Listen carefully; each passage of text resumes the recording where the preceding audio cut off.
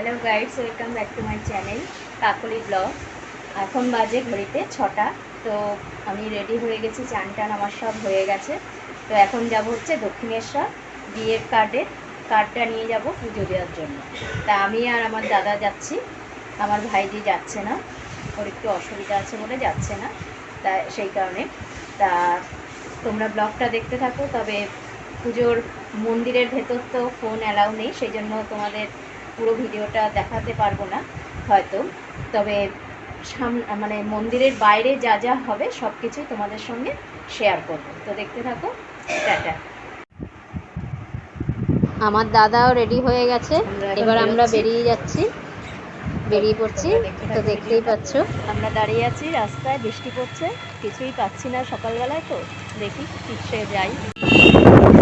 তারপরে একটা অটো পেলাম, অটোতে করে একদম ডাইরেক্ট চলে গেলাম দক্ষিণেশ্বর।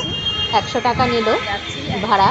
তারপরে স্কাই ওয়াক দিয়ে হাঁটা শুরু করলাম, কেননা নিচে এত জল কাদা আর বৃষ্টি হচ্ছিল, সেই কারণেই আমি আর আমার দাদা দুজনেই স্কাই ওয়াক দিয়ে চলে গেলাম। সামনে কয়েকটা দোকান খোলা ছিল, কারণ সকালবেলা তো তখন অতটা খোলেনি। তারপরে আমরা দক্ষিণেশ্বরের ভেতরে ঢুকে পড়েছি। দেখো রাস্তাঘাট জলাকার, মানে কাদা কাদা ভর্তি, ঝিরঝিরি বৃষ্টি পড়ছিল। আর ওই যে মন্দিরটা দেখা যাচ্ছে দূরের থেকে, মায়ের মন্দির।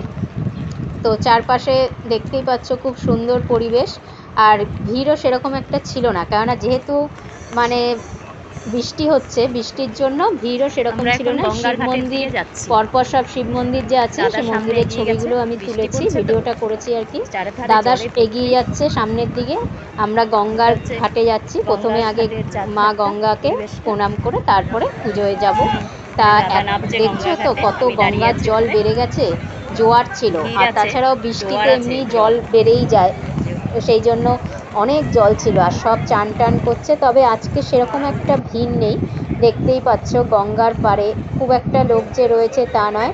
তবে তারপরে আমরা গঙ্গার ঘাট থেকে এসে যেখানে প্রসাদ কেনা হয়, সেই যে স্টলের দোকানগুলো যে সেখানে গেলাম, সেখানে যাচ্ছি। এই যে পরপর সমস্ত স্টলগুলো রয়েছে, প্রসাদ নেওয়ার যে স্টলগুলো, তা গিয়ে সেখানে একটা দোকানে গিয়ে ঢুকলাম আমরা। সেখানে ব্যাগ ট্যাগ, তারপরে আমাদের জুতোটা, মোবাইল, সব কিছুই সেখানে জমা রেখে তো যেতে হবে। জানোই তোমরা দক্ষিণেশ্বরে তো ওইসবে অ্যালাউ নেই, মোবাইল নিয়ে ঢুকতে দেয় না।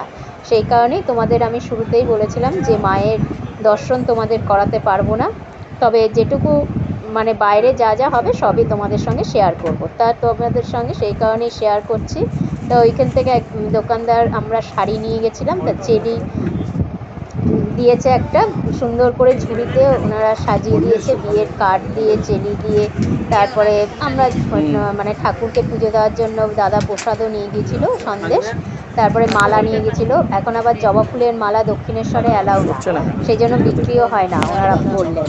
তা আমরা এই দোকানটা থেকে সব মিষ্টি নিয়ে তারপরে পুজো টুজো দিয়ে তারপরে সারদা মায়ের মন্দিরের এখানটা এসে দেখো ছবি তুলেছি, কি সুন্দর দেখতে লাগছে দূর থেকে মন্দিরটা। তারপরে আমরা সেখান থেকে মানে চারধারে ঘুরছিলাম। এই যে দক্ষিণেশ্বরের মন্দিরের ছবিটাও তুলেছি দূর থেকেই, কিছু করার নেই, ভেতরে গিয়ে তো আর তুলতে দেবে না, সেই কারণে। তো চারধারটা তোমাদের দেখাচ্ছি। দেখো ফাঁকাই, বৃষ্টি যেহেতু হচ্ছে সেই কারণে মানে ফাঁকাই, অত লোকজন নেই। তারপরে আমাদের পুজো টুজো হয়ে গেছে, এবার আমরা আস্তে আস্তে সেখান থেকে বেরিয়ে তারপরে দাদা বললো যে আদ্যাপীঠ যাবে, ওখান থেকে আদ্যাপীঠ কাছেই, সে কারণে আমরা রিক্সায় উঠে পড়লাম। রিক্সা নিল 30 টাকা করে, 30 টাকা নিল। 30 টাকা দিয়ে আমরা আদ্যাপীঠে চলে গেলাম। গিয়ে এই যে একটা দোকানে ঢুকেছি, মানে মায়ের পুজো দেবো সেজন্য ডালা নিচ্ছে দাদা। তা সুন্দর করে সাজিয়ে ওনারা ডালা দিলেন, আমি হাতে করে নিলাম ডালাটা ওনার হাত থেকে। সেটা আবার আমার দাদা আবার বললো তুই হাত থেকে নে, তাহলে ভিডিওটা করবো। তা সেই জন্য আমি হাতে নিলাম, নিয়ে এবার পুজোয় গেছি। সেখানেও মন্দিরের ভেতরেও তোমার পুজো, ঠাকুরের ওখানে কোনো ফটো তোলা তারপরে ভিডিও করা নিষেধ, সেজন্য করতে পারিনি। তা চারপাশটা দেখাচ্ছে, দেখো আদ্যামার মন্দির দেখালাম, ওই যে সাদা রঙের ওটা এখন বন্ধ, তখন সকালবেলা গেছি তো তখন বন্ধ ছিল, কিছুক্ষণ পর খুলবে বললো। তা এমনি আমরা আদি মন্দিরে আমরা গিয়ে পুজো টুজো দিয়েছি, অঞ্জলি দিয়েছি, সেটা খোলা ছিল। তারপরে চারধারটা দেখো কত সুন্দর, চুপচাপ একদম, মানে যেন আসতে ইচ্ছা করে না ওই সব জায়গা থেকে, মানে বসেই থাকি। কিন্তু উপায় নেই, আসতে বাড়ি তো ফিরতেই হবে। আর এদিকে ঝিরঝির বৃষ্টি পড়েই যাচ্ছে অনবরত।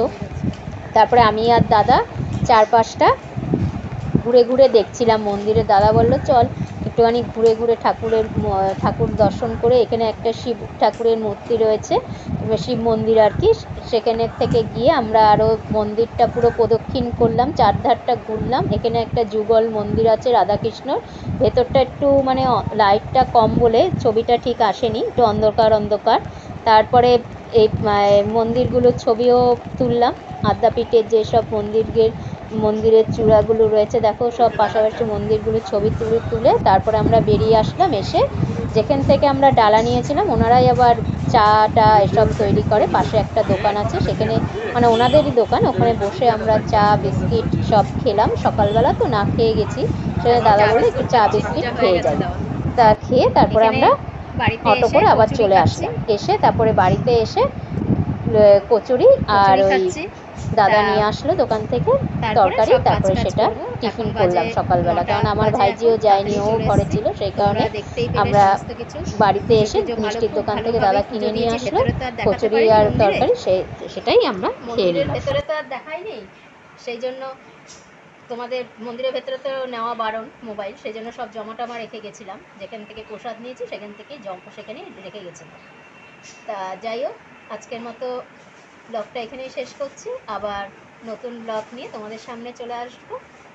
টাটা, তোমরা ভালো থেকো, আমিও ভালো থাকবো।